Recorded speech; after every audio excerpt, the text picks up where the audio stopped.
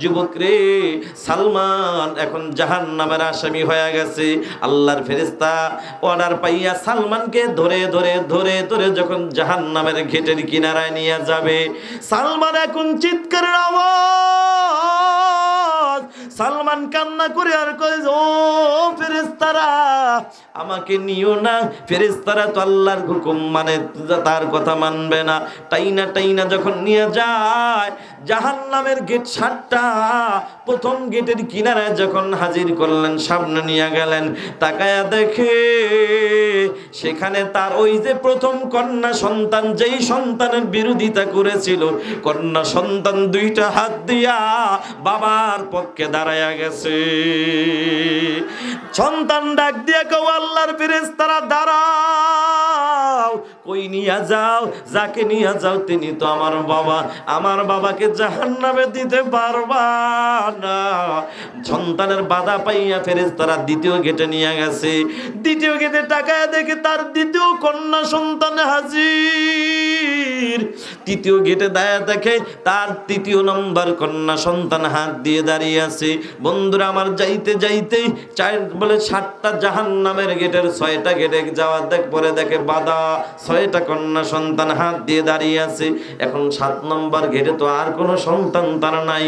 ফেরেশতারা আল্লাহর হুকুম পাইয়া এবার যখন তাকে সিটকা মেরে যখন ফেলে দিবে, জাহান্নামের আগুনে যখন ফেলে দিবে, সালমান আগুনটা দেখিয়া চিৎকারের আওয়াজ, ডাক দিয়া কয়, আগুন আগুন, এমন চিৎকারের আওয়াজ দিয়েছে, আগুন আগুন বলে আওয়াজ দেওয়ার কারণে এলাকার মানুষগুলার ঘুম ভেঙে গেল।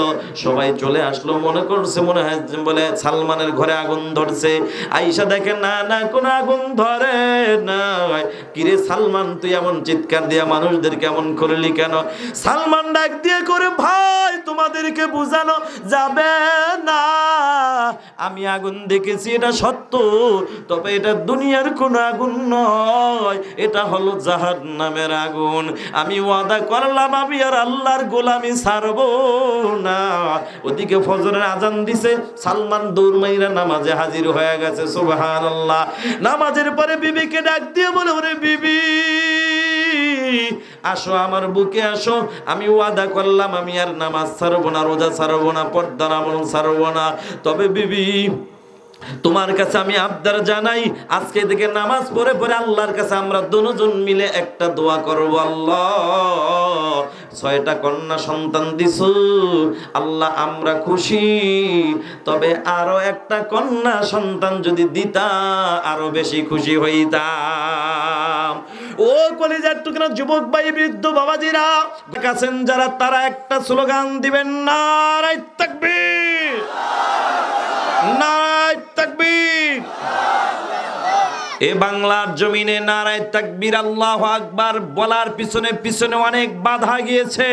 আলহামদুলিল্লাহ, আশা করি বাংলার জমিনে আর সামনে কোনো তাকবীর আওয়াজ দিতে কোনো বাধা দেওয়ার সাহস এই বাংলার জমিনে কেউ পাবে না। জোরে বলো ঠিক কিনা? নারায়ে তাকবীর, আল্লাহু আকবারের স্লোগানে যদি মুসলমানের তাকবীরে যদি কেউ বাধা দেওয়ার জন্য আসে, সে হিন্দু না, বৌদ্ধ না, খ্রিস্টান না, মুসলমান, এটা দেখার টাইম নাই, তার হাত পা ভেঙ্গে চুরমার করে দিব আমরা। কথা বলো ঠিক কিনা? মুসলমানের তাকবীর 95% মুসলমান যে বাংলার জমিনে বসবাস করে, সেখানে নারায়ে তাকবীর আল্লাহু আকবারের স্লোগান থাকবেই থাকবে ইনশাআল্লাহ। কথা বলেন ঠিক বিনা? এই তাকবীর আওয়াজ যদি মুসলমান ধরে রাখা যায়, আমার মন বলে বাংলার কোনো চিপায় চিপায় কোনো নাস্তিক বেঈমানের জায়গা হবে না। কথা বলো ঠিক কিনা? আল্লাহ আমাদের কবুল করুক। আমি জানি গোসাইরহাট এই থানার মুসলমান তারা ইসলাম প্রিয়। কথা বলেন ঠিক কিনা? এলাকার যত নেতা আছে সবাই শরীয়তপুরের মানুষ, শরীয়তের ভিতরেই আছে, আশা করি ইসলামের পক্ষেই আছে। ইসলামের পক্ষে আপনি যতক্ষণ আছেন, আপনার সাথে আমরা আছি। ইসলামের পক্ষে বিপক্ষে যদি আমার আপন বাপ চলে যায়, আমার বাবার সাথেও আমি নাই। ঠিক কিনা জোরে বলেন?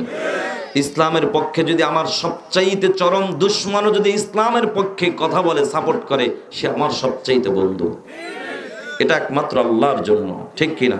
মানুষকে ভালোবাসবো আল্লাহর জন্য, মানুষকে খারাপ জানবো সেটাও আল্লাহর জন্য। এবার আসেন বাবাজিরা আমার, আমি আমার আলোচনায় ঢুকে যাই ইনশাআল্লাহ।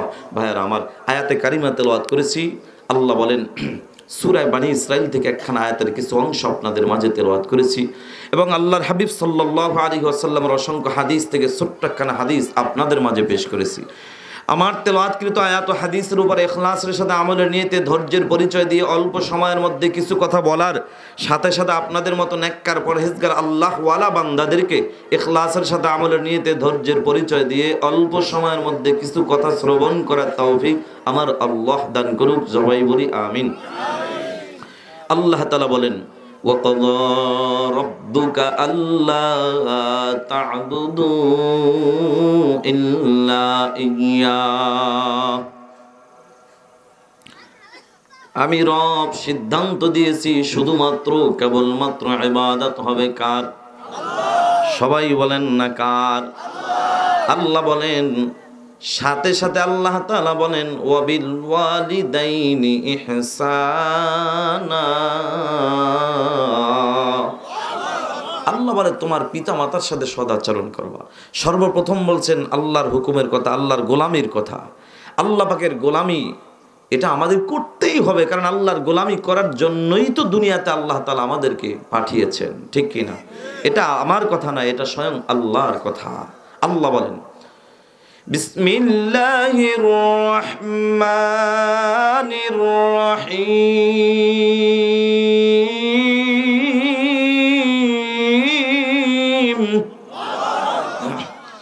ওয়া মা খালাকতুল জিন্না ওয়াল ইনসা ইল্লা লিয়াবুদুন।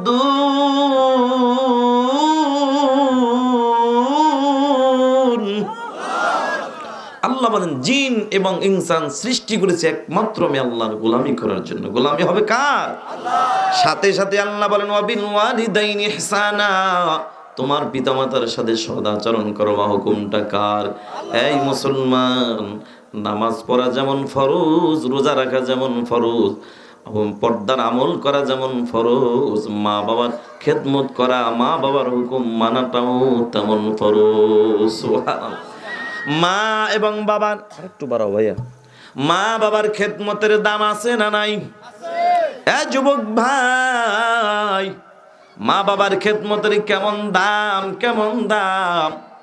আল্লাহ বলেন তোমার মা বাবার সাথে সদাচরণ করো, মা বাবার খেদমত করো। এই মায়ের খেদমতের কত দাম দেখেন।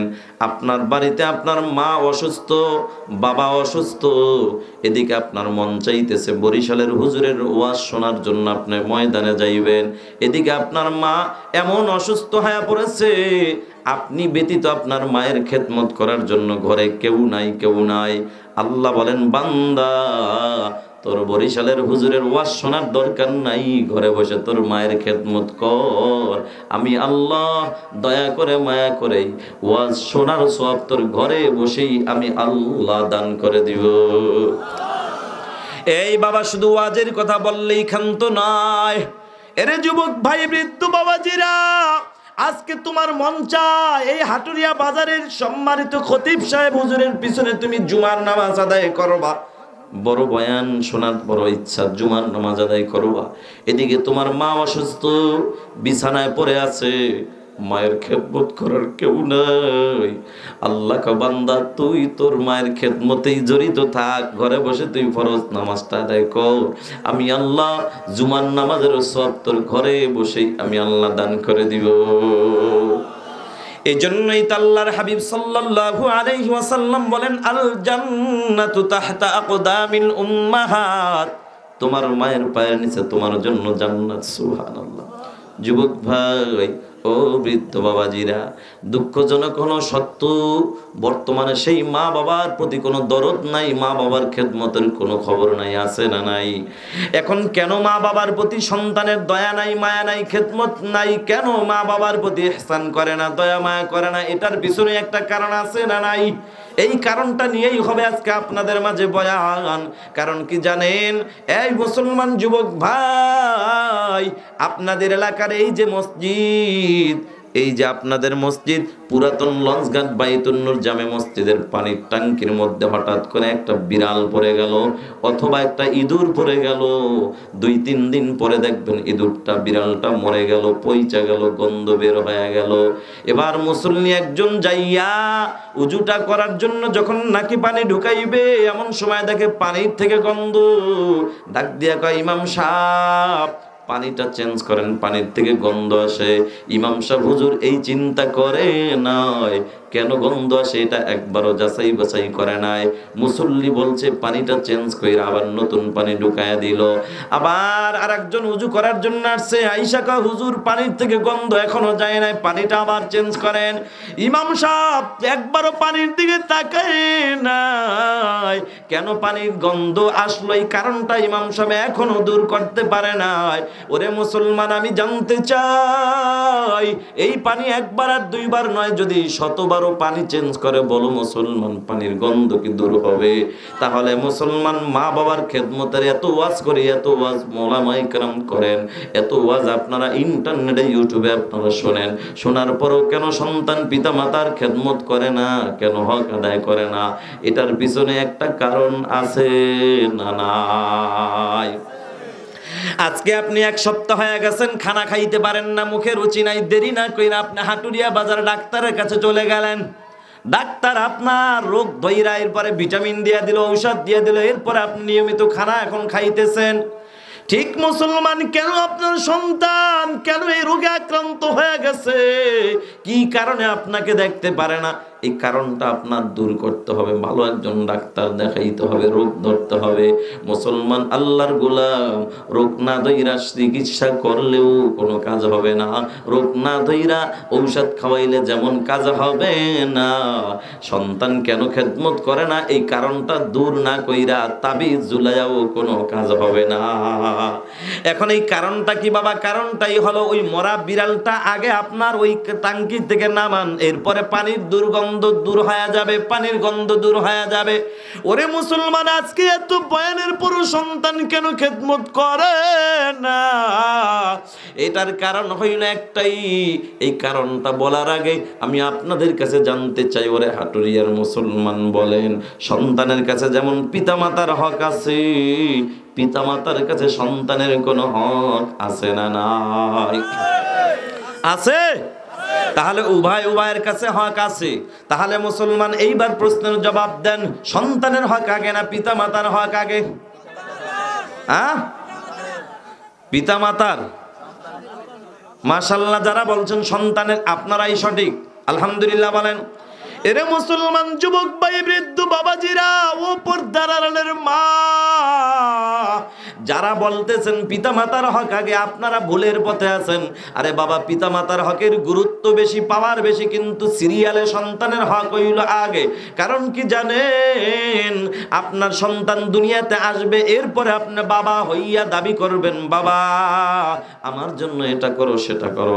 মা হইয়া দাবি করবেন, তোমাকে আমার গর্ভে ধারণ করেছি বাবা, তুমি আমি মায়ের জন্য এটা করো সেটা করো। কিন্তু মুসলমান যুবক ভাই ও বৃদ্ধ বাবাজিরা, ও পর্দার আড়ালের মা, কিতাবে আসছে সন্তান এখনো দুনিয়াতে আসে নাই, আসার আগেই বাবার কাছে সন্তানের 2টা হক। জোরে কোন সুবহানাল্লাহ। এই 2টা হক, এটাই হলো সন্তান কেন পিতামাতার হক আদায় করে না, এটাই হলো কারণ। আজকে মুসলমান যুবক ভাই বৃদ্ধ বাবাজিরা, ও আল্লাহর বান্দারা, সন্তান দুনিয়াতে আসার আগেই বাবার কাছে কয়টা হক? এই 2টা হক যে আদায় করবে সে হলো কারণটা দূর করলো। ও বন্ধু, 1 নম্বর হক হইল যুবক আল্লাহর গোলাম, তুমি যদি নেককার সন্তানের বাপ হতে চাও, 1 নম্বর হক হইল যুবক তুমি নিজে আগে নেককার হও, হালাল পথে চলো, হালাল খানা খাও, হালাল রক্ত শরীরে ঢুকাও। আর 2 নম্বর হক হইল তোমার ঘরে একজন নেককার বিবি ঢুকাও। কারণ বাপ যদি ভালো হয়, মা ভালো হওয়ার আশা করা যায়। আর মা যদি ভালো হয় সন্তান ভালো হওয়ার আশা করা যায়, ঠিক কিনা? মুসলমান আল্লাহর গোলাম, ও যুবক ভাই, বৃদ্ধ বাবাজিরা, ও পর্দার আড়ালের মা, আজকে তো আমরা সবাই নিজেকে বড় আল্লাহওয়ালা দাবি করি, কিন্তু এখনো দুনিয়ার লোভ ছাড়তে পারি নাই। মক্কা মদিনায় বারবার যাওয়ার পরও হাজী সাহেবের অন্তর থেকে অনেকেই এখনো দুনিয়ার লোভ দূর করতে পারেন নাই। মক্কা মদিনায় যাওয়ার আগেও আপনি টাকাওয়ালা, কোটি কোটি টাকাওয়ালা সন্তান আপনার মেয়ের জন্য আপনি খুঁজে বেড়াইছেন, এখনো মক্কা মদিনার থেকে আসার পরও দিলটা পরিবর্তন হয় নাই। এখনো ঘটককে ডাক দিয়ে বলেন, ও ঘটক ভাই, আমার মেয়েটার জন্য বলো, টাকাওয়ালা, বড় টাকাওয়ালা, বাড়িওয়ালা, গাড়িওয়ালা একজন ছেলে দেখো। অথবা আপনার ছেলের জন্য মেয়ে খুঁজতেছেন, বলে ভাই আমার ছেলের জন্য এমন একজন মেয়ে দেখো যে মেয়ের বাবার টাকা আছে, বাড়ি আছে, গাড়ি আছে। তার মানে হাজী সাহেব, আপনি এখনো অন্তর থেকে দুনিয়ার লোভ দূর করতে পারেন নাই। অথচ মক্কা মদিনায় যাইয়া যদি আপনার দিল পরিবর্তন হইতো, তাহলে আপনি ঘটককে ডাইকা বলতেন, ও ঘটক ভাই, আমার ছেলেটাকে বিবাহ করব, টাকা চাই না, পয়সা চাই না, গাড়ি বাড়ি চাই না, মেয়েটার বাবার টাকা পয়সা বাড়ি গাড়ি আছে কিনা এটা আমার জানার দরকার নাই।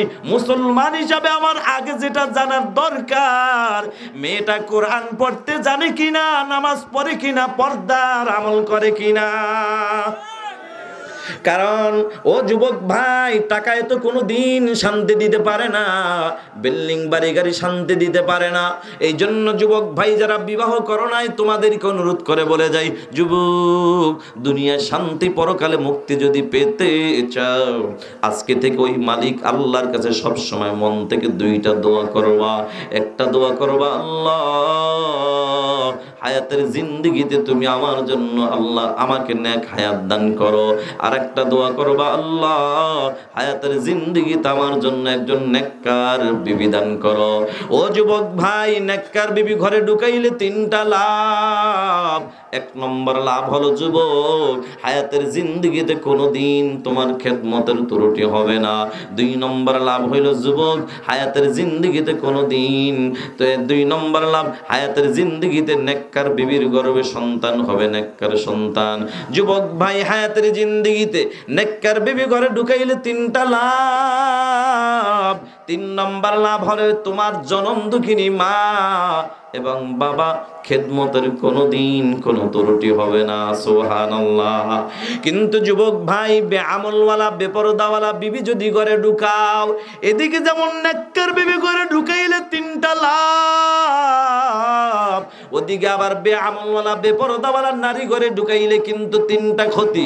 এক নম্বর ক্ষতি, স্বামী হিসাবে খেদমত পাইবা না। দুই নম্বরে নেককার সন্তান পাইবা না।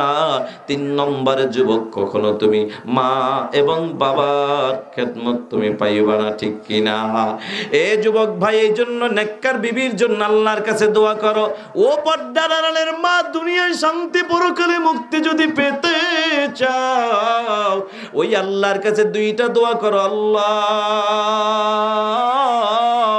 হায়াতের জিন্দেগিতে তুমি আমাকে নেক হায়াত দান করো। আর একটা দোয়া করো, আল্লাহ হায়াতের জিন্দেগিতে আমার জন্য একজন নেককার আল্লাহওয়ালা স্বামী দান করো। তবে দুঃখজনক হলো সত্য, এ বাংলার জমিনে অধিকাংশ মা বোন পাওয়া যায়, এরা আল্লাহওয়ালা স্বামী চায় না, টুপিওয়ালা দাড়িওয়ালা নামাজি স্বামী চায় না। এরা যেটা চায় সেটা হইল টাকাওয়ালা বাড়িওয়ালা গাড়িওয়ালা স্বামী চায়। আল্লাহর কসম করে বলে, ও পর্দার আড়ালের মা, টাকায় শান্তি দিতে পারে না, বিল্ডিং বাড়ি গাড়ি শান্তি দিতে পারে না। শান্তি দেওয়ার মালিক যিনি, তিনি কে? আরো জোরে বলো কে? মুসলমান আল্লাহর গোলাম, ও পর্দার আড়ালের মা, যুবক ভাই, বৃদ্ধ বাবাজিরা, আজকে আমি তোমাদেরকে কেমনে বুঝাবো যুবক, নেককার বিবি যে ঘরে ঢুকাইলে কি লাভ হয় জানো? এ যুবক ভাই, নেককার বিবি ঘরে ঢুকাইলে কি লাভ? কপাল খুলে যাবে, সন্তান পাইবা নেককার সন্তান। মুসলমান, নেককার বিবি ঘরে ঢুকাইলে শুধু দুনিয়ায় লাভ নয়, নেককার বিবি ঘরে ঢুকাইলে আল্লাহর রহমতে জাহান্নাম থেকে মুক্তি পাইবা, জান্নাতের মেহমান হয়ে যাইবা। কারণ নেককার বিবি ঘরে ঢুকাইলে স্বামী যদি বেআমলওয়ালা বেপরদাওয়ালা হয় স্বামীকে বুঝাইবেন নেককার বিবি, ঠিক কিনা? ঘরের বিবি যদি নেককার হয়, স্বামী যদি মদখোর জুয়াখোর গাঁজাখোর হয়, ওই স্বামীকে সোজা বানানো বিবির জন্য সহজ। কিন্তু বন্ধু, বিবি যদি নেককার না হয়, বেআমলওয়ালা বেপরদাওয়ালা হয়, আর স্বামী যদি আল্লাহওয়ালা বুজুর্গ তাহাজ্জুদওয়ালাও হয়, ওই বেআমলওয়ালা নারীকে সোজা বানানো স্বামীর জন্য বড় কঠিন ব্যাপার। যুবক ভাই, বৃদ্ধ বাবাজির, আমি কেমনে তোমাদেরকে বুঝাবো? যুবক, স্কুলে পড়ুয়া যুবক, আল্লাহর গোলাম, নাম হইল তার সালমান, বিবাহ করেছে, তার বিবির নাম হলো মাইমুনা। মাইমুনা আল্লাহর বান্দি, মাদ্রাসায় পড়ুয়া ছাত্রী, দ্বীনি ইলম শিক্ষা করেছে, দ্বীনি ইলম অর্জন করেছে, ইলমওয়ালা নারী, আল্লাহর বান্দি মাইমুনা দ্বীনের জন্য সব সময় দ্বীনি কাজের সাথে জড়িত। আল্লাহর বান্দি সব সময় আল্লাহর গোলামি নিয়ে ব্যস্ত। কিন্তু মুসলমান আল্লাহর গোলাম, আল্লাহর বান্দা যুবক সালমানের মনে একটা আশা ছিল বিবাহের আগে, আমি বিবাহ করব। বিবাহের পরে আবার আরেকটা আশা ঢুইকা গেল যে আমি একজন, আমাকে আল্লাহ একটা ছেলে সন্তান দান করলে আমি নাম রাখবো আবু আহমদ। কি রাখবে? আবু আহমদ কি ছেলের নাম না মেয়ের নাম? কিন্তু মুসলমান, আল্লাহর খেলা বোঝা যায় না। ছেলে দিবেন না মেয়ে দিবেন পৃথিবীর কেউ জানে না, জানেন যিনি তিনি কে? আল্লাহর বান্দা সালমানের মনের আশা তো বিবি একদিন যাই না ফালাইছে।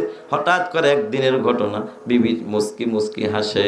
কি বিবি আমার, কি হইছে মুস্কি হাসো কেন? বিবি ডাক দিয়া কাও, স্বামী আমার, আপনার মনের আশা, আপনার স্বপ্ন বুঝি আমার পেটে চলে এসেছে। সুবহানাল্লাহ। বলে তাই নাকি? বলে হা হা। সালমান এখন এত আনন্দিত, সালমান এখন এলাকায় ঘুরে ঘুরে ঘুরে ঘুরে বাজারে যায়, সেখানেও বলে আবু আহমদ, মানে আহমদের পিতা। আবু আহমদ দোকানে যায়, চা খাইতে বসে, সেখানেও নিজেকে প্রচার করে আবু আহমদ মানে আহমদের পিতা। কিন্তু সালমানের এটা জানা নাই, সালমানের ছেলে না হইয়া মেয়েও তো হইতে পারে, এটা সালমানের জানা নাই। কিন্তু প্রচার তো করে ফেলছে আহমদের পিতা মানে ছেলের বাবা। কিন্তু মুসলমান, আল্লাহর খেলা বোঝা যায় না।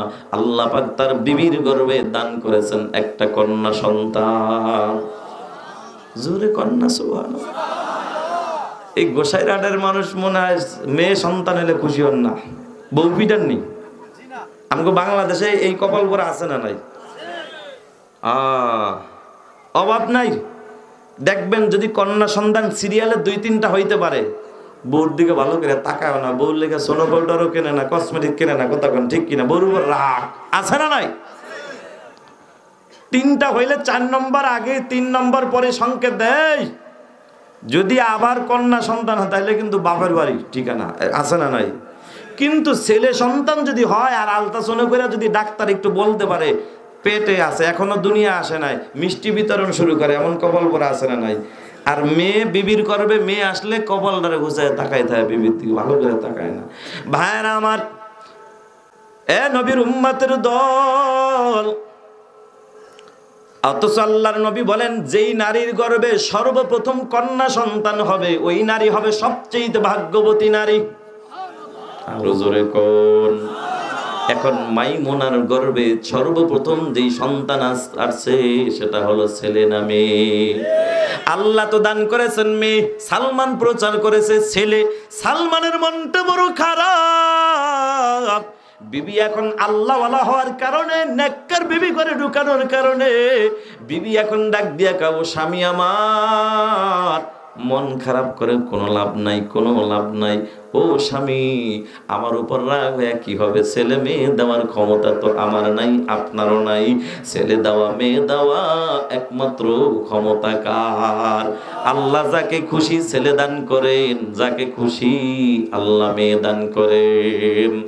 ভাইয়ারা আমার, সালমান বিবি, এবার সালমানকে তার বিবি মাইমুনা বুঝাইয়া দিয়েছে, স্বামী কোনো টেনশন নাই, আবার ভবিষ্যতে আল্লাহ তো ছেলে দিতেও পারে, ঠিক কিনা? সালমানের মনে বড় আশা, যে আগামী বছর হয়তোবা আল্লাহ আমাকে ছেলের বাবা বানাবে, বিবির গর্ভে সন্তান চলে আসছে। সালমান এবছরও ঘুরে ঘুরে ঘুরে ঘুরে ঘুরে ঘুরে আবু আহমদ প্রচার করে ফেলেছে, কিন্তু সালমানের এটা জানা নাই যে ছেলে মেয়ে, ছেলে হবে না মেয়ে হবে, এটা তো জানেন আল্লাহ, সালমান তো জানে না।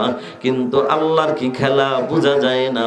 আল্লাহ এবছরও সালমানকে ছেলে দেয় নাই, দান করেছেন মেয়ে। সুবহানাল্লাহ কর। ভাইরা আমার, সংক্ষিপ্ত করতেছি, এটা হলো বাবা একটা দুইটা নয়, আল্লাহ পাক সিরিয়ালে একটা একটা করে 6টা কন্যা সন্তান সালমানকে দান করেছেন। সুবহানাল্লাহ। সালমানের মন বড় খারাপ। সালমান ডাক দিয়ে কয়, বিবি আমি আর তোমাকে এই ঘরে রাখবো না, তোমার বাবার বাড়ি চলে যাও, কারণ এত মেয়ে হইতেছে। এটার কারণটা কি? বিবি ডাক দিয়া কয়, স্বামী আমার মন খারাপ করবেন না, নবীর হাদিস শুইনা নেন, যেই ঘরে 3টা কন্যা সন্তান হয় আর আল্লাহ পাক রব্বুল আলামিনের খাস রহমত, খাস মেহেরবানি, ওই ঘরে রহমত নাজিল হয়। আর যেই ঘরের মধ্যে কন্যা সন্তান হয়, বলে স্বামী স্ত্রী পিতামাতা দুজন যদি মেয়ের উপরে যদি খুশি থাকে, ছেলের উপরে মেয়েটাকেই যদি প্রাধান্য দেয়, মেয়ের উপরে ছেলেকে যদি প্রাধান্য না দেয়, তাহলে আল্লাহ তাআলা খুশি হইয়া তাদেরকে জান্নাতের মেহমান বানায় দিবেন। নেককার বিবি স্বামীকে বুঝাইতে বুঝাইতে দিল নরম করছে, কিন্তু 6টা কন্যা সন্তান পাওয়ার পরে সালমানের মাথা গরম। কয়, বিবি রে, নবীর হাদিস আর শুনবো না, কন্যা নাউজুবিল্লাহ, তোমার ঠিকানা এখন তোমার বাবার বাড়ি। এইবার সালমানের বিবির মনটা বড় খারাপ। সালমানের বিবির হঠাৎ করে মনে পড়ে গেল আল্লাহর কালাম, সূরা বাকারার 153 নং আয়াত। আল্লাহ বলেন, ইয়া আইয়ুহাল্লাযীনা আমানুস্তাঈনু বিস-সাবরি ওয়াস-সালাহ ইন্নাল্লাহা মা'আস-সাবিরিন। আল্লাহ বলো, ইমানদার মুসিবতের মধ্যে পড়ছো, কোনো টেনশন নাই, কোনো চিন্তা নাই, 2টা আমল নিয়ে সামনে আগাও। একটা হলো ধৈর্য, আর একটা হইল নামাজ। আল্লাহর বান্দি নেককার বিবির মনের মধ্যে কোনো চিন্তা নাই, দূর হয়ে গেছে। আল্লাহ না বলছে ধৈর্য ধরতে, সবরের আমল করতে, নামাজের মাধ্যমে সাহায্য চাইতে। আরে মুসলমান, কোনো টেনশন নাই। ও যুবক ভাই, ও বৃদ্ধ বাবাজিরা, ও পর্দার আড়ালের মা, কোনো মুসিবতের মধ্যে পড়ছো, মাজারে যায় লাভ নাই, তাবিজের পিছনে দৌড়ে লাভ নাই, কোনো মানুষের পিছনে দৌড়ে লাভ নাই। মুসিবতের মধ্যে পড়ছো, 2টা আমল নিয়ে সামনে আগাও। মুসলমান, আল্লাহর গোলাম, সবরকারী যিনি হবেন, তার সাথে থাকবেন যিনি, তিনি কে? আল্লাহ বলেন, ইন্নাল্লাহা মা'আস-সাবিরিন।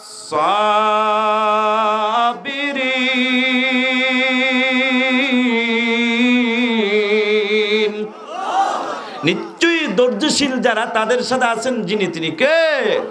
সালমান যখন এই কথা বলে দিল, বিবির মন খারাপ হয়ে গেল, কিন্তু বিবির মা আবার মন খুশি। ওই যে নবী আল্লাহর কালামের আয়াত, আল্লাহর বান্দি ধৈর্যের আমল নিয়ে নামাজের মাধ্যমে আল্লাহর কাছে সাহায্য চায়।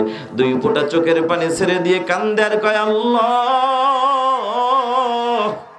6টা বছর পর্যন্ত সহ্য করেছি, আল্লাহ আমি তোমার উপর বেজার হই নাই, এখন আমি বেজার না। তবে এতদিন তোমার খুশির উপরেই খুশি ছিলাম, এতদিন আমি কিছু বলি নাই, কোনো কিছু আবদারও করি নাই, এখনো তোমার খুশিতেই আমি খুশি। তবে নতুন কইরা আমার মন থেকে একটা আবদার জানাই, আল্লাহ, আমার স্বামীর যেহেতু মনে একটা আশা, ছেলের বাবা হবে, হয়তো ছেলে দিয়ে আমার স্বামীকে খুশি করো, আর না হয় কন্যা সন্তান দিছো আরো দাও, তবে এই কন্যা সন্তানের উপরেই তাকে খুশি হওয়ার তৌফিক দিয়ে দাও। এরে শরীয়তপুরের মুসলমান আমার, আল্লাহর সেই ক্ষমতা আছে না নাই? ছেলে দিয়া খুশি করতে পারেন কিনা, অথবা ছেলে না দিয়া মেয়ের উপরেই খুশি রাখতে পারেন, সেই ক্ষমতা আমার আল্লাহর আছে না নাই? ওরে যুবক ভাই, বৃদ্ধ বাবাজিরা, ভালো করে শুনেন। আল্লাহর বান্দি দোয়া কমপ্লিট করে রাতের গভীরে যখন ঘুমায়, আল্লাহর খেলা বোঝা যায় না। ওই সালমান গভীর রাত্রে হঠাৎ করে স্বপ্নে দেখে কিয়ামত কায়েম হয়ে গেছে, কিয়ামতের ময়দানে এখন আল্লাহ পাক রব্বুল আলামিন এক এক করে বান্দাকে ডাকে, আয় বান্দা আয়, একজন করে ডাকে আর হিসাব করে করে যার ঠিকানা জান্নাত জান্নাতে পাঠায় দেয়, যার ঠিকানা জাহান্নাম জাহান্নামে পাঠায় দেয়। ও যুবক ভাই, কিয়ামতের ময়দান যে একদিন সামনে আছে এটা আমাদের জানা আসেনি, এই বিশ্বাস আসেনি? বলেন কিয়ামতের ময়দানে আল্লাহর আদালত আমাদের দাঁড়াইতে হবে কি হবে না? সূরা নাজিয়ার মধ্যে আল্লাহ বলেন, ওয়া আম্মা মান খাফা মাকামা রাব্বি, আমি রবের সামনে দাঁড়ানোর ভয় নিয়া, ওয়া নাহান নাফসা আনিল হাওয়া, নিজের নফসটাকে যে পবিত্র রাখবে, গুনাহ মুক্ত রাখবে, আল্লাহ বলেন ফা ইন্নাল জান্নাতা হিয়াল মাওয়া।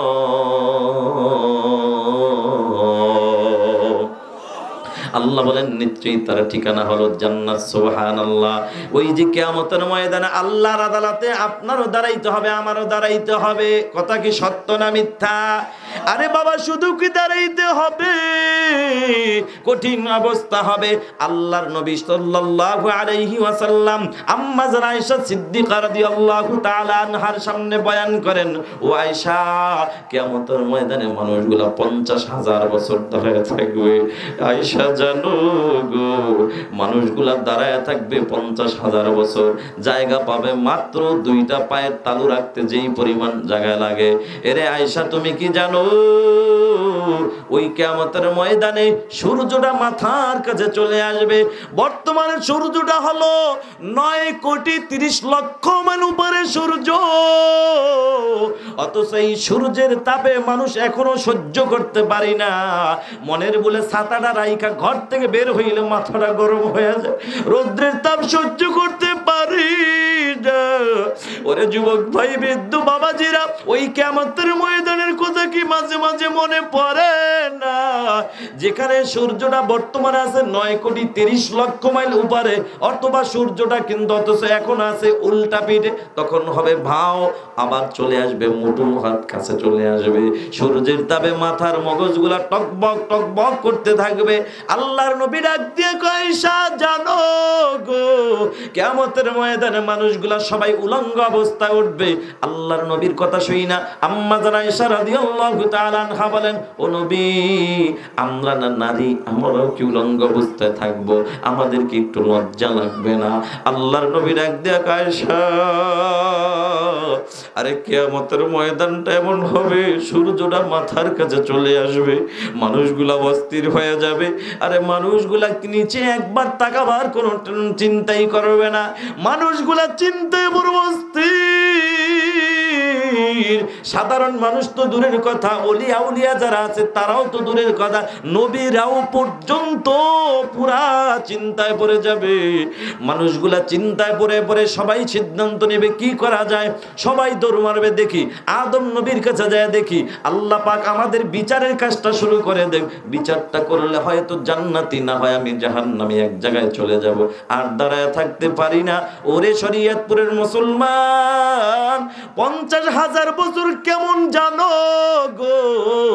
বলে দুনিয়ার হায়াতের জিন্দেগির 50,000 বছর, আর আখিরাতের একদিন। আল্লাহু আকবার। এরকম 50,000 বছর দাঁড়ায় থাকা লাগবে।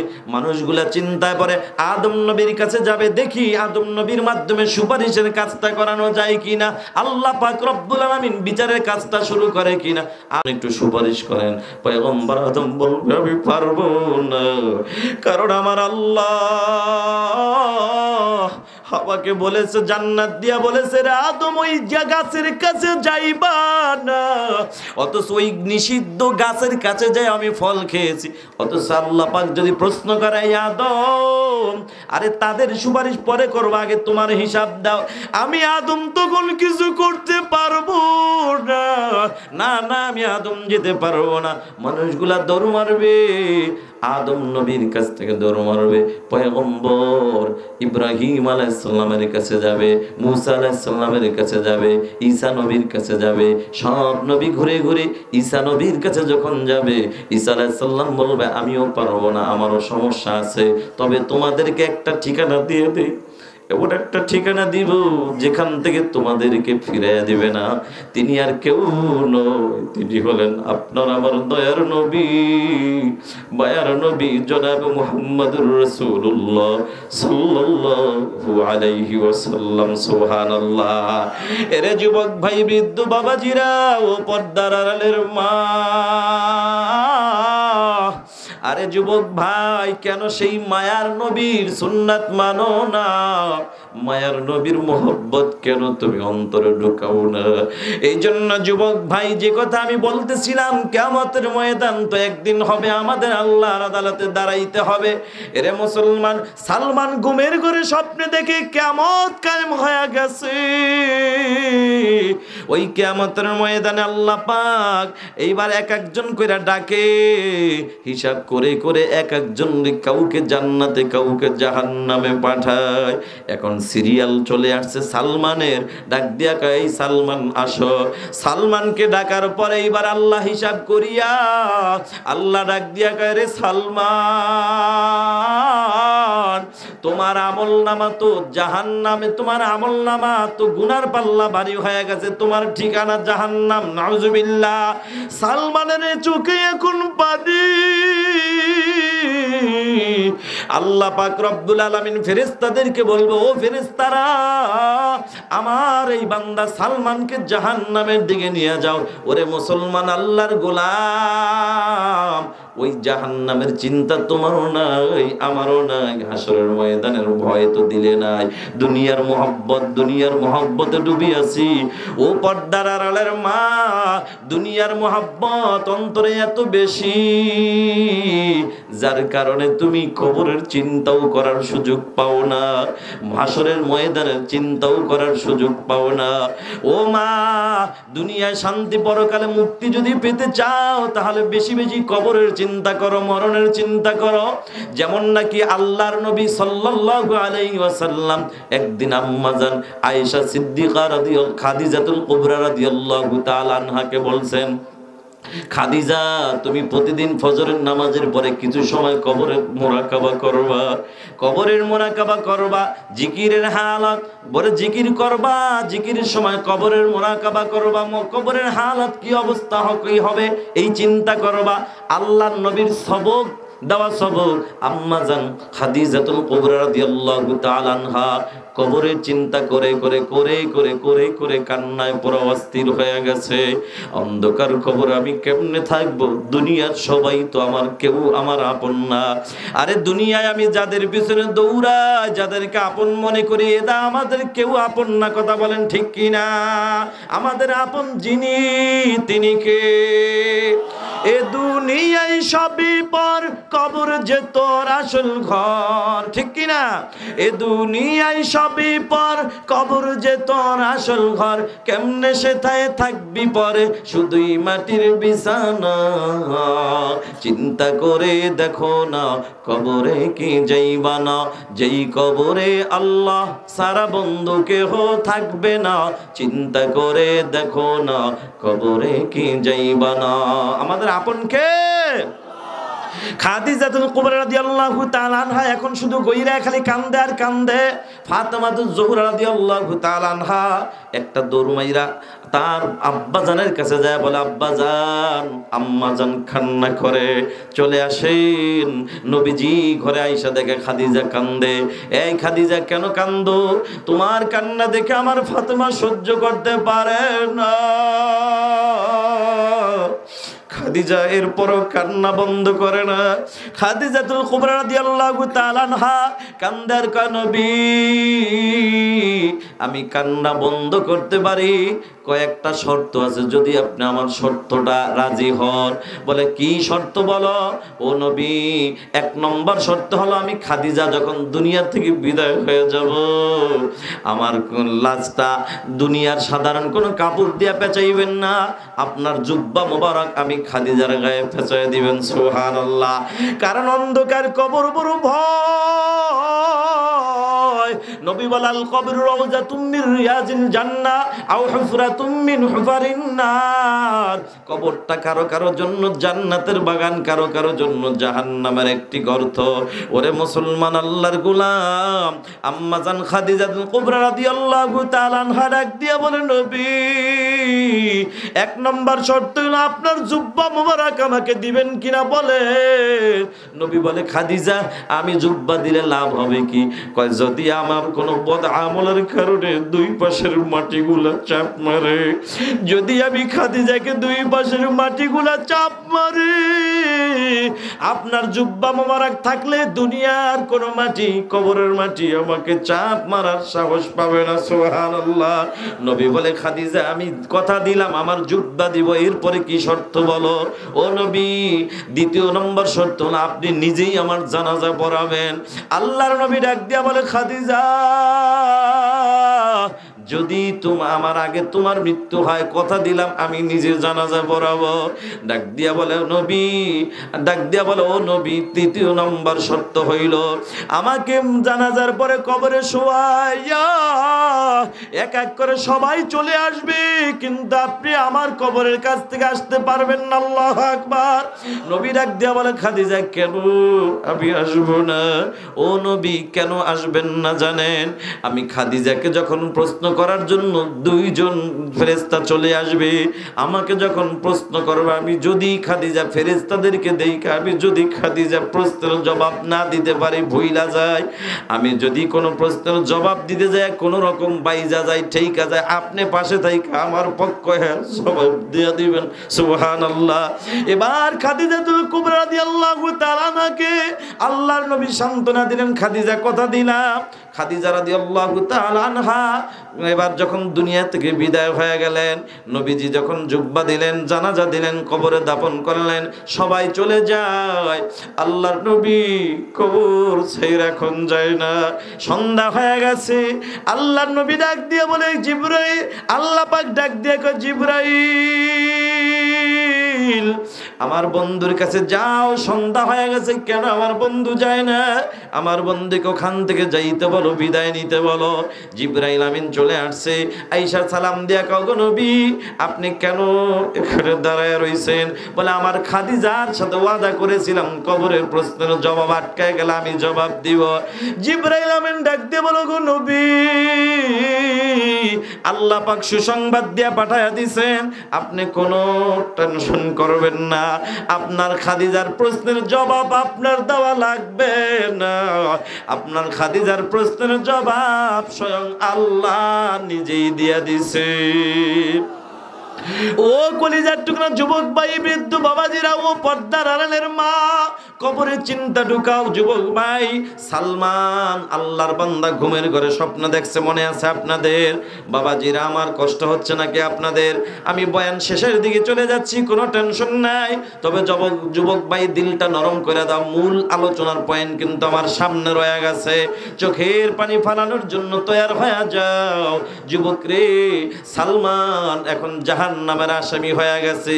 আল্লাহর ফেরেশতা অর্ডার পাইয়া সালমানকে ধরে ধরে ধরে ধরে যখন জাহান্নামের ঘেটের কিনারায় নিয়ে যাবে, সালমান এখন চিৎকারের আওয়াজ, সালমান কান্না করে আর কয়, ও ফেরেশতারা আমাকে নিও না। ফেরেশতারা তো আল্লাহর হুকুম মানে তার কথা মানবে না। টাইনা টাইনা যখন নিয়ে যায়, জাহান্নামের গেট 7টা, প্রথম গেটের কিনারায় যখন হাজির করলেন, সামনে নিয়ে গেলেন, তাকায়া দেখে সেখানে তার ওই যে প্রথম কন্যা সন্তান, যেই সন্তানের বিরোধিতা করেছিল, কন্যা সন্তান 2টা হাত দিয়া বাবার পক্ষে দাঁড়ায়া গেছে। সন্তান ডাক দিয়া কও, আল্লাহর ফেরেশতারা দাঁড়াও, কই নিয়ে যাও? যাকে নিয়ে যাও তিনি তো আমার বাবা, আমার বাবাকে জাহান্নামে দিতে পারবা না। সন্তানের বাধা পাইয়া ফেরেশতারা দ্বিতীয় গেটে নিয়ে গেছে। দ্বিতীয় গেটে তাকায় দেখে তার দ্বিতীয় কন্যা সন্তান হাজির। বাড়ির তৃতীয় গেটে দাঁড়িয়ে দেখে তার তৃতীয় নম্বর কন্যা সন্তান হাত দিয়ে দাঁড়িয়ে আছে। বন্ধুরা আমার, যাইতে যাইতে বলে 7টা জাহান্নামের গেটের 6টা গেটে যাওয়া পরে দেখে বাধা, 6টা কন্যা সন্তান হাত দিয়ে দাঁড়িয়ে আছে। এখন 7 নম্বর গেটে তো আর কোনো সন্তান তারা নাই। ফেরেশতারা আল্লাহর হুকুম পাইয়া এবার যখন তাকে সিটকা মেরে যখন ফেলে দিবে, জাহান্নামের আগুনে যখন ফেলে দিবে, সালমান আগুনটা দেখিয়া চিৎকারের আওয়াজ ডাক দিয়া আগুন আগুন, এমন চিৎকারের আওয়াজ দিয়েছে। আগুন আগুন বলে আওয়াজ দেওয়ার কারণে এলাকার মানুষগুলার ঘুম ভেঙে গেল। সবাই চলে আসলো, মনে করছে মনে হয় বলে সালমানের ঘরে আগুন ধরছে। আইসা দেখে না না, কোনো আগুন ধরে না। কিরে সালমান, তুই এমন চিৎকার দিয়া মানুষদেরকে এমন করলি কেন? সালমান ডাক দিয়ে করে, ভাই তোমাদেরকে বুঝানো যাবে না, আমি আগুন দেখেছি, এটা সত্য, তবে এটা দুনিয়ার কোন আগুন নয়, এটা হলো জাহান্নামের আগুন। আমি ওয়াদা করলাম আমি আর আল্লাহর গোলামি ছাড়বো না। ওদিকে ফজরের আজান দিছে, সালমান দৌড় মাইরা নামাজে হাজির হয়ে গেছে। সুবহানাল্লাহ। নামাজের পরে বিবিকে ডাক দিয়ে বলে, ওরে বিবি আসো, আমার বুকে আসো, আমি ওয়াদা করলাম আমি আর নামাজ ছাড়বো না, রোজা ছাড়বো না, পর্দার আমল ছাড়বো না। তবে বিবি তোমার কাছে আমি আবদার জানাই, আজকে থেকে নামাজ পড়ে পড়ে আল্লাহর কাছে আমরা দুজন মিলে একটা দোয়া করব। আল্লাহ 6টা কন্যা সন্তান দিছো, আল্লাহ আমরা খুশি, তবে আরো একটা কন্যা সন্তান যদি দিতা আরো বেশি খুশি হইতাম। ও কলিজার টুকরা যুবক ভাই, বৃদ্ধ বাবাজিরা, ঘটনা বলার উদ্দেশ্য আমার ছিল না, আমি বুঝাইতে চাইলাম বাবা, নেককার বিবি ঘরে ঢুকাইলে কি লাভ, কি লাভ, শুধু দুনিয়ায় লাভ নয়, পরকালেও লাভ আছে না নাই? এবার যুবক ভাই, বেআমলওয়ালা বেপরদাওয়ালা নারী ঘরে ঢুকাইলে 3টা ক্ষতি। 1 নম্বর ক্ষতি, যুবক তুমি হায়াতের জিন্দেগিতে স্বামী হিসাবে খেদমত পাইবা না। 2 নম্বরে নেককার সন্তান কোনোদিন পাইবা না। 1 নম্বরে নেককার তুমি বেআমলওয়ালা নারী ঘরে ঢুকাইলে কখনো খেদমত পাইবা না। কারণ কি জানো ও যুবক ভাই, বেআমলওয়ালা নারীরা কোনোদিন স্বামীর খেদমতের পাগল না। এরা স্বামীর টাকায় ইনকাম, স্বামীর টাকায় এমবি ভরে ভরে অন্য পুরুষের সাথে কালেকশন লাগায়া তাদের মনের আশা পূরণ করে। কথা বলো ঠিক কি না? এ কলিজার টুকরা যুবক ভাই, বৃদ্ধ বাবাজিরা, আরে বেআমলওয়ালা নারী ঘরে ঢুকাইলে 3টা ক্ষতি। 1 নম্বর ক্ষতি, স্বামী হিসাবে খেদমত পাইবা না। 2 নম্বর ক্ষতি হলো নেককার সন্তান কোনোদিন তুমি পাইবা না। কারণ কি জানো, তুমি লাগাইছো তেঁতুল গাছ লাগাইয়া, এখন তুমি তোমার এই পুরাতন লঞ্চ গান বাইতুন নূর জামে মসজিদে যায় সেজদা কইরা কান্দো। আর যদি কও আল্লাহ লাগাইছি তেঁতুল গাছ, তুমি দিবা আঙ্গুর ফল, আল্লাহ করে তোরে আঙ্গুর ফল পরে দিম, আগে তোরে পাবনা ভর্তি করা দরকার। কথা বলেন ঠিক কি না? কারণ তেঁতুল গাছ লাগাইয়া যেমন আঙ্গুর ফলের আশা করা বোকামি, বেআমলওয়ালা বেপরদাওয়ালা নারী ঘরে ঢুকাইয়া নেককার সন্তান আব্দুল কাদের জিলানীর আশা করাটাও বড় বোকামি। কথা বলো ঠিক কি না? ও যুবক ভাই, বৃদ্ধ বাবাজিরা, ও পর্দার আড়ালের মা, এই জন্য বাপ যদি ভালো হয় সন্তান ভালো হওয়ার আশা করা যায়, বাপ যদি ভালো হয় মা ভালো হওয়ার আশা করা যায়, আর মা যদি ভালো হয় সন্তান ভালো হওয়ার আশা করা যায়। কথা কি ঠিক না? মা হলো একটা ফ্যাক্টরি, এই মা যদি ভালো হয় সন্তান ভালো হবে। তাবিজ লাগবে না ভাই, পানি ভরাও লাগবে না, পিসাবের তেল ভরাও লাগবে না, মা ভালো হোক। কারণ ছোট্ট একটা কথা মনে পড়ছে, 1 মিনিট বলবো নি? এক লোকের একটা কন্যা সন্তান হয়েছে, বয়স হলো 4 বছর। এবার বাবা গেছে বিদেশ। আপনারা তো জানেন ছেলে আর মেয়ের সাথে সম্পর্ক, মেয়ের সাথে আর বাবার সাথে সম্পর্কটা একটু ভালো থাকে। কথা বলেন ঠিক কি না? এখন বাবা বিদেশে যাওয়ার পরে কন্যা সন্তান আমানত রাইখা গেছে মায়ের কাছে। কার কাছে? মার কাছে। যে তোমার কাছে দিলাম, তুমি ওর মা, তোমার সন্তান এই কন্যা সন্তানকে ভালো পথে চালাবা, তোমার কাছে রাইখা গেলাম আমানত। এখন মা তো ইচ্ছা করলে মাদ্রাসাও ভর্তি করতে পারে, স্কুলেও ভর্তি করতে পারে, বেরাকও করতে পারে, টেরাকও করতে পারে। কতক্ষণ ঠিক কিনা? শুধু ইংরেজিও শিখাইতে পারে, আবার ইচ্ছা করলে তিনি কোরআনও শিক্ষা দিতে। এই আপনি ইংরেজি শিখান, অঙ্ক শিখান, বাংলা শিখান, কোনো অসুবিধা নেই। কসম আল্লাহ, ইংরেজি দরকার আছে, বাংলাও দরকার আছে, অঙ্ক দরকার আছে। তবে মুসলমান হিসাবে সর্বপ্রথম যে শিক্ষাটা সেটা হবে কোরআনের শিক্ষা। কথা বলেন ঠিক কিনা? দুঃখজনক হলো সত্য, বর্তমানে তো বাংলাদেশের অধিকাংশ মসজিদের মক্তব্য বন্ধ হয়ে গেছে। ইমাম সাহেবের তো দোষ না, আপনারা তো সকালে ওইটাই কেজি স্কুলে দেওয়ার জন্য পাগল। কথা কোন ঠিক? কেজি স্কুলের এত পাগল, বিবিরা শাশুড়ির খেদমত করার সুযোগ পায় না। সকালবেলা রান্না নাস্তাদের শাশুড়িকে বানায় খাওয়াবে, ওরে বাবা, বুড়া শাশুড়ি নিজে সুন্দরভাবে হাঁটতেও পারে না, কিন্তু বৌমারে রান্না করে খাওয়ার লাগে সকালবেলা। কেজি স্কুল নিয়ে ব্যস্ত। কথা কোন ঠিক কিনা? কপাল পড়ছে। এখন ওই যে মা সন্তানকে রাইখা গেছে মার কাছে, বাবা গেছে বিদেশ। কোথায়? 4 বছর পর বিদেশ থেকে আসছে। আপনারা তো জানেন মেয়ের সাথে বাবার সম্পর্ক ভালো না খারাপ। বিদেশ থেকে আসার পর এখন মেয়ের সাথে বড় দেখা হয়ে গেছে। বাবা মেয়ের পাগল, মেয়ে বাবার পাগল। বিকালবেলা সারা বিকাল গল্প করে করে কাটায়, রাতের গভীরে যখন ঘুমায়, এখন মা মেয়ে আর বাবা একই বিছানায় ঘুমায়। কিন্তু ঘটনা তো মাঝে একটা ঘইটা গেছে। 4 বছর পর্যন্ত যেই মার কাছে আমানত রাখছে, মা তো উল্টা কইরা ফেলাইছে। একদিনের ঘটনা, মা গেছে বিবাহের অনুষ্ঠানে। কমিউনিটি সেন্টার আসেনি শরীয়তপুর জেলায়, নতুন করে এখন চালু হইতেছে বিভিন্ন জায়গায়, ঠিক কি না? আচ্ছা, এই কমিউনিটি সেন্টারে গেছে, যাওয়ার পরে সেখানে তো আধুনিক যুগের লোক, মানে আধুনিকা বিভিন্ন আইটেমের লোক আছে। এখন সেখানে যে ছোট্ট বাচ্চা তো কথা বলে, এখানে হঠাৎ করে মেয়েটা ডাক দিয়া কয়, আম্মু আমি প্রস্রাব করবো। ছোট মানুষ প্রস্রাব বলছে, এটা কোনো অসুবিধা আছে বলেন? কোন অন্যায় করছে? মার মাইন্ডটা লাগছে। মা কয়, বাড়ি নিয়ে মায়ের শুরু করছে, বাড়িতে নিয়ে। আমার অপরাধ কি? তুই প্রস্রাব শব্দটা কেন বললি এতগুলা মানুষের সামনে? আমি লজ্জা পাইছি। তো মা আমি কি বলবো, আমার তো জানা নাই। তুই আজকে থেকে বলবি আম্মু আমি গান করব। প্রস্রাবের ব্যাগ হলে তুই বলবি আম্মু আমি গান করব। আমি মা বুঝে নেব, আর কেউ বুঝবে না। ডিজিটাল মা, ডিজিটাল সিস্টেম শিখাই দিছে। আচ্ছা ঠিক আছে, বলেন তো বাচ্চার কোনো দোষ আছে এখানে? ঘটনা তো কইটা গেল 4 বছর পর বাবা বিদেশ থেকে আসলো। বিদেশ থেকে আসার পরে এখন বাবা তো একসাথে ঘুমাইছে। মেয়ে আর বাবা একসাথে ঘুমানোর পরে গল্প করতেছে 12টার পরে মেয়ে কয়, আব্বু আমি গান করবো। পেঁচ লাগছে নি? বাবাই মনে করছে এটা মমতাজের গান টান হবে। কমা, এত রাত্র গান কইরা লাভ নাই। এত রাত্র গান করলে তোর মায়ের ঘুম ডিস্টার্ব হবে, তোর দাদুর ঘুম ডিস্টার্ব হবে। সকালবেলা গান করবি, আমরা সবাই বসে বসে শুনবো। আসলে কি এটা বইসা শোনার গান? হ্যাঁ, এটা তো মারে প্রতি গান, অন্য গান। মা এত রাত্রে গান করার দরকার নাই। মেয়ে কয়, না বাবা আমি এখনই গান করবো, কারণ বাচ্চা মানুষ তো যত মিনিট যায় কষ্ট হয়। মেয়ে কয় এখন, বাবা কয় সকালে। ব্যস্ত লাগছে। শেষ পর্যন্ত কি হয়েছে, বাবা রাগ হয়ে কয়, ঠিক আছে মা যা, গান করবেই যেহেতু তাইলে এক কাজ কর, তোর মার ঘুম ডিস্টার্ব জানি না, আমি বাবার কানের পাশে বৈশা বৈশা কর। মেয়ে তো এবার বাবার কানের পাশে বৈশা গান কইরা দিল। কান তো ভিজা গেল, বালিশ তো ভিজা গেল। বলেন মুসলমান, বাচ্চার কোনো দোষ আছে? বাবার দোষ? কার দোষ? মার দোষ। ঠিক আছে মার দোষ, কিন্তু আবার যদি একদম গোড়া যাই তাহলে বাবার দোষ। এমন মা তুমি ঘরে ঢুকাইলা কা? তখন ঠিক কি না? এ পর্দার আড়ালের মা, আপনার কাছে সন্তান আমানত। এই সন্তানকে ইচ্ছা করলে আপনি ভালো পথেও চালাইতে পারেন, খারাপ পথেও চালাইতে পারেন, কোরআনের শিক্ষা দিতে পারেন। ইচ্ছা করলে সকালবেলা তোমার বিবি যদি বেআমল বলা হয়, ওই নারীর দ্বারা কখনো তোমার মা বাবার খেদমত পাইবা না। এটাই বাস্তব। এটা বাস্তব প্রমাণ হলো বাংলার জমিনে কত যুবক পাওয়া যায়।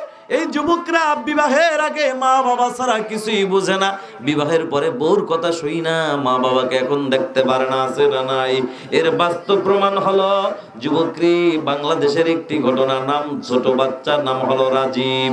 আল্লাহর বান্দার বাবা দুনিয়া থেকে বিদায় হয়ে যায়, রাজীবের মা কোথাও বিবাহ বসে নাই। মায়ের টার্গেট হলো আমার ছেলেটাকে আমি মানুষের মতো মানুষ বানাবো। মা চিন্তা করে করে করে করে অন্যের বাড়ি কাজ করে করে সংসার চালায়। মা আল্লাহর বান্দা রাজীবকে হঠাৎ করে একদিন স্কুলে ভর্তি করে দেয়। পড়ালেখা করতেছে, কিন্তু ছোট্ট রাজীব একটা ঘটনা ঘটে গেল। ওই ছোটবেলা সব বাচ্চাদের সাথে খেলাধুলা করতে যাইয়া বাচ্চারা এমন জোরে একটা ধাক্কা মারছে, ওই বাচ্চাটা ধাক্কা মারার কারণে তার চোখটা নষ্ট হয়ে গেছে। এমন অ্যাক্সিডেন্ট হয়েছে, মা সন্তানকে নিয়ে ডাক্তারের কাছে হাজির। ডাক্তার ডাক দিয়া বলে, ও রাজীবের মা, আরে তোমার রাজীবের চোখটা তো কোনোদিন আর ভালো হবে না। তোমার রাজীবের চোখ যদি লাগাইতে চাও 5 লক্ষ টাকা লাগবে। মা চিন্তা করছে, হায় রে আমি গরিব মানুষ, টাকা কোথায় পাবো? মা ডাক দিয়া কয় রাজীব, মা ডাক দিয়া কয় ডাক্তার, আমি রাজীবের মা চিন্তা করেছি আমি মায়ের চোখটা আমি রাজীবকে দান করে দিব। সুবহানাল্লাহ। ও ডাক্তার দেওয়া যাবে কি? ডাক্তার বলে, রাজীবের মা তোমার কি চোখ লাগবে না? কয় হ্যাঁ লাগবে, তবে আমি দুনিয়াতে চোখে দেখে দেখে আমি হাঁটবো, আর আমার সন্তান চোখে না দেখে অন্ধ হয়ে হাঁটবে, এটা আমি মা মেনে নিতে পারবো না। যুবক রে, মা কাকে বলে যুবক? ওই রাজশাহী হসপিটালের মধ্যে বাচ্চা প্রসব হবে, সিজারে বাচ্চা হওয়ার জন্য হসপিটালে ভর্তি হয়েছে। হসপিটালে যখন ভর্তি হয়েছে সিজার করার জন্য, ডাক্তার পরীক্ষা করে দেখে মার অবস্থা তেমন ভালো না। স্বামীর কাছে পরামর্শ চাইছে, ও আল্লাহর বান্দা, আপনার বিবি যদি বাঁচাইতে চান সন্তান বাঁচাইতে পারবেন না, সন্তান বাঁচাইতে গেলে আপনার বিবি বাঁচাইতে পারবেন না, কি সিদ্ধান্ত আপনার বলেন? স্বামী ডাক দিয়া কয়, ও ডাক্তার, গাছ যদি বেঁচে থাকে ফল একদিন পাওয়া যাবে, তোমরা আমার বিবিকে আগে বাঁচাও, কারণ সন্তান দেখি নাই, সন্তানের প্রতি আমার এখনো মায়া হয় নাই। ডাক্তাররা কথা বলে বলে এক একজন আর একজনের সাথে বলা বলি করে, পরামর্শ করে। কথাটা কেন জানি আল্লাহ পাক রব্বুল আলামিন বাতাসের মাধ্যমে মায়ের কানে পৌঁছায় দিছে। আল্লাহু আকবার। মা শরীরের মধ্যে সেলাইন লাগানো অবস্থায় লাফ দিয়ে ওইটা ডাক দেখা, ও ডাক্তার, আমার সন্তানের বাবার সিদ্ধান্তে কোনো কাজ হবে না। সিদ্ধান্ত হলো আমার, সন্তান পেটে হলো আমার, সিদ্ধান্ত হলো আমার সন্তান যদি একজন দুজনের একজনকে বাঁচাইতে হয়, তাইলে আমার সন্তানকে বাঁচিয়ে রাখো। আমি মা মরতে রাজি, কিন্তু সন্তানকে আমি মা মারতে রাজি না। এ যুবক ভাই, এই জন্য বৃদ্ধ বাবাজিরা, ও পর্দার আড়ালের মা, নেককার বিবি ঘরে ঢুকাও, কপাল খুলে যাবে। আব্দুর রহমান। আলহামদুলিল্লাহি রাব্বিল আলামিন, ওয়াসসালাতু ওয়াসসালামু আলা সাইয়্যিদিল মুরসালিন ওয়া আলা আলিহি ওয়া আসহাবিহি আজমাইন। রব্বানা যালামনা আনফুসানা ওয়া ইল্লাম তাগফির লানা ওয়া তারহামনা লানাকুনান্না মিনাল খাসিরিন। রব্বানা আতিনা ফিদ দুনিয়া হাসানাতাও ওয়া ফিল আখিরাতি হাসানাহ وفي الآخرة حسنة وقنا عذاب النار رب ارحمهما كما ربياني صغيرا رب ارحمهما كما ربياني صغيرا رب العالمين মাবুদ মহিয়ান গরিয়ান সর্বশক্তিমান মেহেরবান আল্লাহ, তোমার পবিত্র হুকুম মাগরিব থেকে নিয়ে গভীর রাত পর্যন্ত কোরআন হাদিস থেকে আলোচনা করা হইল। আলোচনা করা এবং শোনার মধ্যে ভুল ত্রুটি বেয়াদবি ক্ষমা করে সঠিক কথার উপরে বক্তা শ্রোতাকে আমল করার তৌফিক দান করো। আয় আল্লাহ, এই কোরআনের মাহফিল আয়োজন করতে যাইয়া যারা টাকা পয়সা বুদ্ধি পরামর্শ দিয়ে শ্রম দিয়ে সময় দিয়ে যারা সহযোগিতা করেছে, আল্লাহ তুমি সকলের সহযোগিতাকে কবুল করে নাও। আজকে এই ময়দানে যারা দান করেছে, আল্লাহ সকলের দানকে তুমি কবুল করো। আল্লাহ এই পর্যন্ত আগে পরে যারা কম বেশি দান করেছে, সবার দানকে কবুল করো। আয় আল্লাহ, এই ময়দানে তাকায়া দেখি কত কলিজার টুকরা যুবক আখিরি মোনাজাত পর্যন্ত ময়দানে বসে আছে।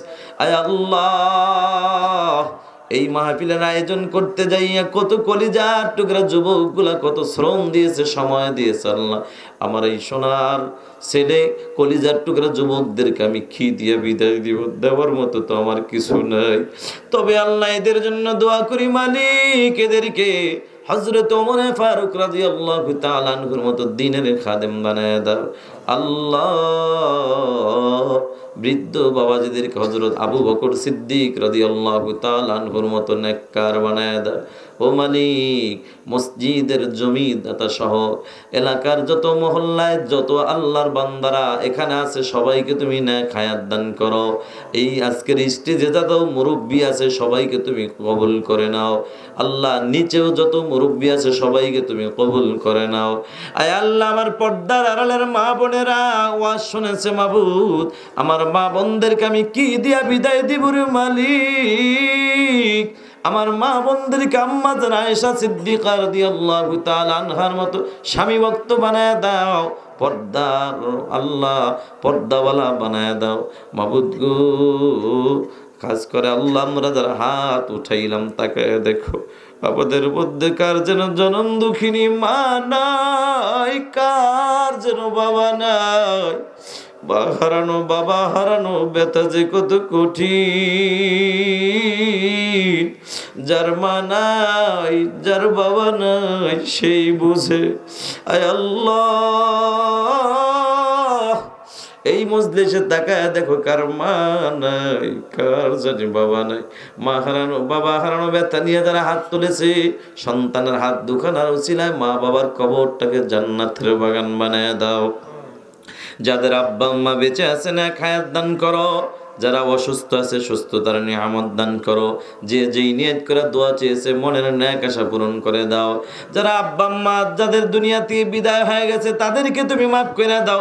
যারা দোয়া চেয়েছে মা বাবার জন্য দানও করেছে আল্লাহ, তাদের মা বাবা যারা বেঁচে আছে সুস্থতার নিয়ামত দান করো। আল্লাহ আমার আব্বা আম্মা অসুস্থ, সুস্থতার নিয়ামত তুমি দান করো। আয় আল্লাহ আমার বিবিও অসুস্থ, মেয়েটাও কয়েকদিন পর্যন্ত অসুস্থ, পরিপূর্ণ সুস্থতার নিয়ামত দান করো। আয় আল্লাহ অনেকেই দোয়া চেয়েছেন, আল্লাহ যে যেই নিয়ত করে দোয়া চেয়েছেন সকলের মনের ন্যাক আশা তুমি পূরণ করে দাও। আল্লাহ দিনের বেলা সফর করি, রাতের বেলাও সফর করি, দিনে রাত্রেই সফর সময়। আয় আল্লাহ সফরের সময় যত বিপদ আপদ এক্সিডেন্ট আছে বালা মুসিবত সব কিছু থেকে তুমি হেফাজত করিও। আয় আল্লাহ শরীর স্বাস্থ্য কণ্ঠ ভালো রেখে দিনের সহি কথাগুলো ইখলাসের সাথে বলার তৌফিক দান করো। আয় আল্লাহ এই এলাকার এই মসজিদের সম্মানিত খতিব সাহেব, আয় আল্লাহ এই খতিব সাহেব হুজুরকে তুমি কবুল আর মঞ্জুর করে নাও। আয় আল্লাহ এলাকার যত মুসল্লি ভাইরা আছে সবাইকে তুমি কবুল করে নাও। যুবকদেরকে 5 ওয়াক্ত নামাজি বানায় দাও আল্লাহ। আম্মা জানদেরকে আল্লাহ তুমি কবুল করে নাও। মা বোনদেরকে পর্দাওয়ালা বানায় দাও, স্বামীর খেদমত করেনেওয়ালা বানায় দাও। আয় আল্লাহ জানি না কোন দিন যেন শেষ বিদায় হওয়ার ডাক এসে যায়, কোন দিন যেন মসজিদ থেকে পালকি খানা ঘরের দরজার সামনে হাজির হয়ে যায়। ওই কঠিন সময় পবিত্র কালাম থেকে সূরা ইয়াসিন আমাদের সকলের কানে শোনায় দিও। আয় আল্লাহ তোমার কাছে শেষ ফরিয়াদ জানাই, এই মাহফিলটা আগামী বছর নয় শুধু কিয়ামত পর্যন্ত এই মাহফিল যেন এই যুবকরা ধরে রাখতে পারে সেই তৌফিক দাও। মুরব্বী বাবারা কত সুন্দর সাহস দিয়েছে। আজকের মাহফিলের সভাপতি সাহেবকে আল্লাহ তুমি পরিপূর্ণ সুস্থতার সাথে নেক হায়াত দান করো। তার ছোট ভাই সহ যারা প্রধান অতিথি বিশেষ অতিথি যারা আছে সবাইকে নেক হায়াত দান করো। ভবিষ্যতে এই মাহফিলের পিছনে পুরাপুরি ভূমিকা রাখার তৌফিক তুমি তাদেরকে দান করিও। আয় আল্লাহ জানি না কোন দিন শেষ বিদায় হওয়ার ডাক এসে যায়, ওই কঠিন সময় পবিত্র কালাম কানে শোনায় দিও। আর জবানে পড়াই নিয়ম দুরবানি কালেমা তৈয়বা লা ইলাহা ইল্লাল্লাহু মুহাম্মাদুর রাসূলুল্লাহ সাল্লাল্লাহু আলাইহি ওয়া সাল্লাম। আসসালামু আলাইকুম ওয়া রাহমাতুল্লাহি ওয়া বারাকাতুহু।